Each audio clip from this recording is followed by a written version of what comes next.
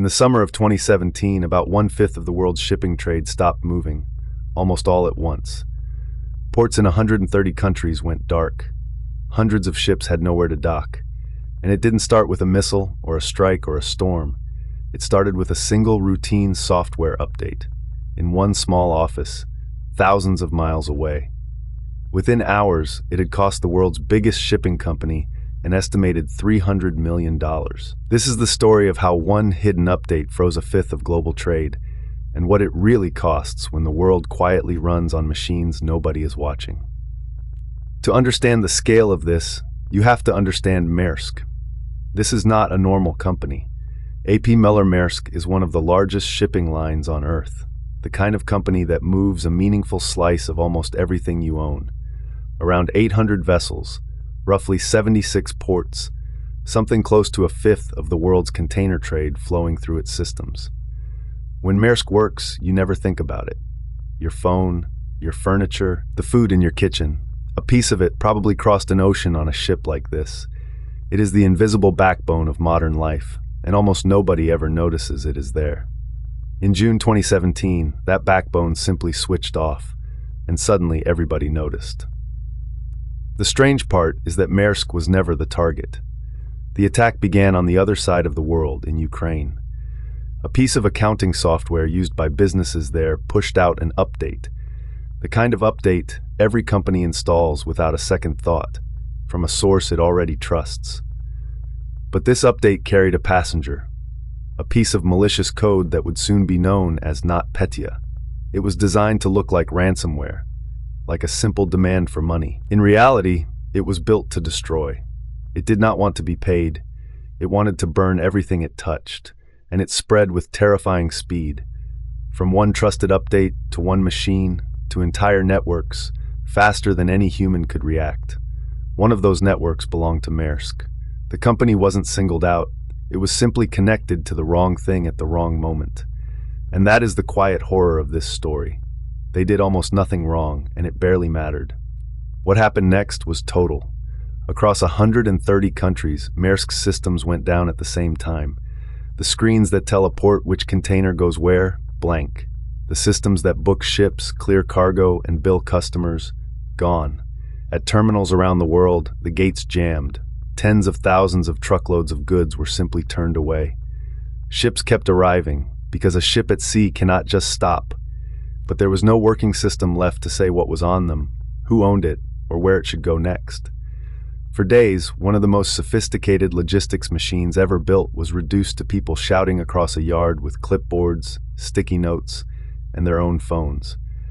Imagine the busiest port you can picture, and then imagine every screen in it going dark at once, with cargo still pouring in. A single ship can carry tens of thousands of containers, medicine, car parts, food, the components other factories are waiting on. When the system that tracks them disappears, that cargo doesn't just pause. It becomes a mystery, physically sitting in a yard, but invisible to everyone who needs it. Factories on the other side of the world slowed down because a screen went blank at a port they had never heard of. Maersk later estimated the damage at between $250 and $300 million, and many believe even that figure was on the low side. And Maersk was only one victim. NotPetya rolled through company after company on the same day.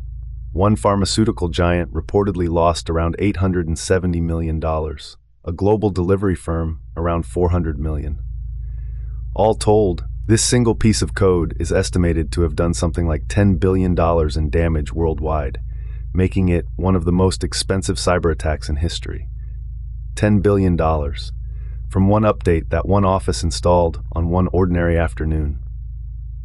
So why did it spread so completely?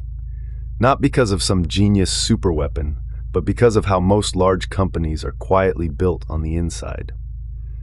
Many corporate networks are flat. Once something gets in, there is very little to stop it from moving everywhere. And when the same logins and the same trusted connections link everything together, a single compromise doesn't stay small. It becomes everything all at once. NotPetya didn't have to break in 100 times. It broke in once, and the network itself did the rest of the work for it. That is the uncomfortable lesson hiding inside this story. The thing that makes a company efficient, everything connected, everything trusting everything else, is also the thing that lets one spark burn the whole building down. Maersk's recovery came down to an almost absurd piece of luck. To rebuild, they needed a clean copy of the core directory, the master list that holds the keys to the entire network. Every copy had been wiped, every copy but one. Reportedly, a single server in an office in Ghana had been knocked offline by a local power outage at exactly the right moment, and so the malware never reached it. That one machine, saved by a blackout, held the only surviving clean copy of the company's digital keys. The recovery of a global shipping line ran in part through a power outage in West Africa, and even with that luck, the rebuild was brutal. Thousands of computers reissued, systems rebuilt almost from scratch, weeks of round-the-clock work before operations felt anything like normal again. And the bill did not stop at the cleanup. In the months and years that followed, attacks on this scale set off a quieter, stranger fight over who actually pays. When companies turned to their cyber insurance to cover the damage, some insurers pushed back with a startling argument that an attack tied to a conflict between nations was effectively an act of war, and war, they said, was something insurance was never meant to cover. Those battles ran through the courts for years, with hundreds of millions of dollars resting on the meaning of a single phrase. It was a glimpse of a new kind of risk the modern economy had quietly walked into. Damage that moves at the speed of software, on a scale once reserved for armies, landing on companies whose only ambition was to ship a few more containers. The question stopped being, "Are we insured?" and became, "Is anyone really against something like this?" So here is the entry in the ledger. On one side, one routine update in one office that almost nobody chose to think about. On the other side, a fifth of world trade, 130 countries, and hundreds of millions of dollars for one company alone. That is the exchange rate of a single trusted connection that nobody was watching. The lesson of Maersk isn't "don't get attacked." Sometimes you are just collateral, caught in someone else's war. The real lesson is the boring, unglamorous work that actually saved them. Backups kept far enough away to survive, and the hard-won ability to rebuild when, not if, something gets through. Every hack has a price tag.